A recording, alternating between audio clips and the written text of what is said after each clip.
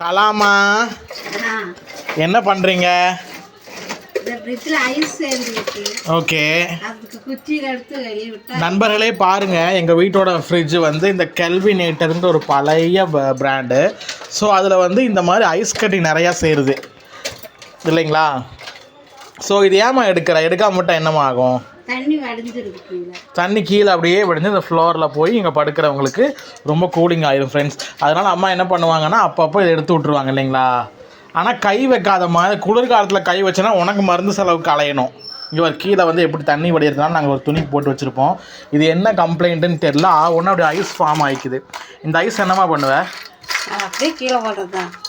இந்த ஐஸ் வந்து நான் ஃபேஷியலுக்கு யூஸ் பண்ணுவேன். பட் கிளைமேட் நல்லா இல்லைங்கிற காரணத்தினால நம்ம அப்படியே போடலாம். ஸோ இதை எடுத்து விட்டால் தண்ணி அப்போதைக்கு இருக்காது. இட்ஸ் அ வெரி ஓல்டு இது. இதை மாற்றணுங்க. கரண்ட்டு பில்லு அதிகமாக வர்றது இதனால தான் அப்படின்னு சொல்லி சொல்கிறாங்க. ஸோ ஆல்மோஸ்ட் ஃப்ரிட்ஜ் வந்து டெட் கண்டிஷனில் தான் இருக்குது. கீழெல்லாம் பார்த்திங்கன்னா நாங்கள் துணியெல்லாம் போட்டு வச்சுருப்போம். ஸோ ஃப்ரிட்ஜும் வந்து எங்களுக்கு இப்போ பத்துறதும் இல்லை, உங்களுக்கு தெரியுதா? ஸோ இப்படி தான் இருக்குது. இது வந்து ஃப்ரீசரோட லெவலும் பார்த்திங்கன்னா லோவில் தான் வச்சுருப்பேங்க.